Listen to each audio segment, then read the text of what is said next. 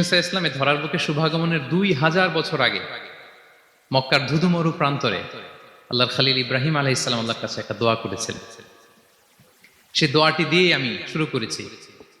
সূরাতুল বাকারার 129 নম্বর আয়াতে আল্লাহ তাআলা এই দোয়াটি, সাইয়েদনা ইব্রাহিম আলাইহিস সালামের দোয়াটি হুবহু কোট করেছেন। তিনি দোয়া করেছেন, রব্বানা ওয়াবআথ ফীহিম রাসূলাম মিনহুম ইয়াতলু আলাইহিম আয়াতিক ওয়া ইউআল্লিমুহুমুল কিতাবা ওয়াল হিকমাতা ওয়া ইউযাক্কিহিম ইন্নাকা আনতাল আজিজুল হাকীম। হে আমাদের রব, এই জনপদে তাদের মধ্য থেকে আপনি একজন রাসূল পাঠান, যিনি তাদেরকে আপনার আয়াত তেলাওয়াত করে শোনাবে, আপনার কিতাব শিক্ষা দিবে, প্রজ্ঞা শিক্ষা দিবে এবং তাদেরকে শুদ্ধাচারী বানাবে।